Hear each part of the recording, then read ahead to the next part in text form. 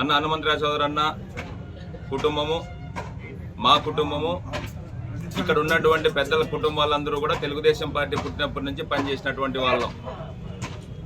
Telugu Desam party జెండాను ప్రతి ఇంటికి తీసుకెళ్లడంలో ఆశతో కాకుండా ఆశయంతో పనిచేసినటువంటి ప్రతి తెలుగుదేశం పార్టీ కార్యకర్తలు మనమంతా పనిచేశాం.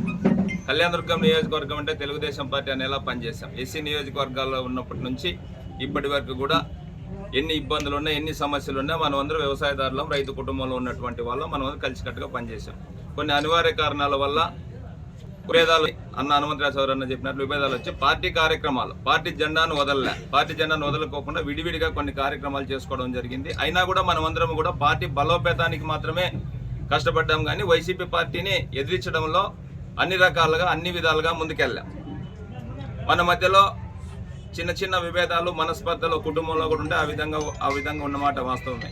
కానీ దాన్ని ఆసరా చేసుకొని కొంతమంది వ్యాపారస్తులు కళ్యాణదుర్గం నియోజకవర్గంలో వాళ్ళ మధ్య చిచ్చులు ఉన్నాయి, అక్కడ మాకు వర్కౌట్ అవుతుందేమనే ఆలోచనతో, తెలుగుదేశం పార్టీని మేము కొన్నాము అనే ఆలోచనతో రకరకాల దుష్ప్రచారం చేసి గత 15 రోజుల నుంచి నియోజకవర్గ వ్యాప్తంగా కార్యకర్తలను, నాయకులను అయోమయంలోకి గురి చేసినటువంటి సందర్భం ఉంది. ఈ సందర్భంలో తెలుగుదేశం పార్టీ కార్యకర్తల మనోభావాల ప్రకారం మా ఇద్దరికి సంబంధించిన అభిప్రాయాలు పక్కకు పెట్టి తెలుగుదేశం పార్టీ బలోపేతం చేయడానికి, రాష్ట్రంలో ఈ వైసీపీ ప్రభుత్వాన్ని నిర్మూలించడానికి, తెలుగుదేశం జెండా కళ్యాణదుర్గంలో ఎగిరేయడానికి, చంద్రబాబు నాయుడు గారిని ముఖ్యమంత్రిని చేయడానికి మేమందరము కలిసి ఏకమై తెలుగుదేశం పార్టీని కళ్యాణదుర్గం నియోజకవర్గంలో ఎగిరేయాలని చెప్పి నిశ్చయానికి వచ్చాం.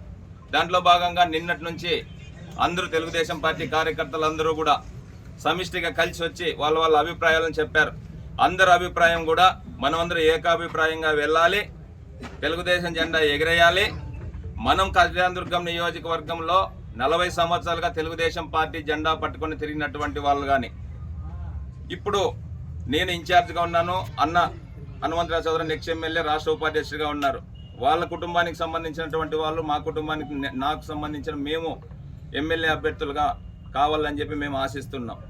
మేమే కాకుండా కళ్యాణదుర్గం నియోజకవర్గంలో జెండా పట్టుకొని పనిచేసినటువంటి ఏ నాయకునికి అవకాశం ఇచ్చినా కూడా మనము సమిష్టిగా అందరము కలిసికట్టుగా పనిచేసి మనకు ముందుకెళ్ళాలని చెప్పి మనందరూ ఆలోచన మనం చేసుకొని, మనమందరూ రైతు కుటుంబాల్లో ఉన్నటువంటి వాళ్ళం. ఎప్పుడు ఏమొచ్చినా కూడా మన మనోభావాలన్నీ క్లియర్గా ఉన్నాయి. మన ఆ విధంగా వెళ్దాం. ఖచ్చితంగా వేరే సంబంధించినటువంటి వాళ్ళు రకరకాల ప్రచారం చేసుకుంటున్నారు. ఇప్పటి వరకు పార్టీ నుంచి ఎటువంటి సమాచారం లేదు.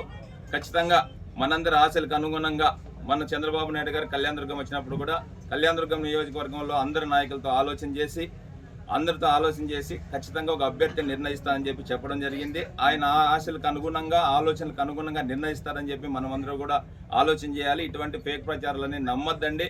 మనమందరూ కలిసికట్టుగా తెలుగుదేశం జెండా ఎగిరేసేదాని కోసం సమిష్టిగా మన మధ్య చిన్న చిన్న విభేదాలు ఇంతవరకు జరిగినటువంటి పక్కకు పెట్టి ఈ రోజు నుంచి తెలుగుదేశం పార్టీకి జెండా కళ్యాణదుర్గంలో ఎగిరేయాలి, చంద్రబాబు నాయుడు గారిని ముఖ్యమంత్రిని చేయాలి అనే లక్ష్యంతో మేమంతా పనిచేస్తామని చెప్పి సందర్భంగా సవినయంగా ప్రతి ఒక్కరికి తెలియజేస్తున్నాం.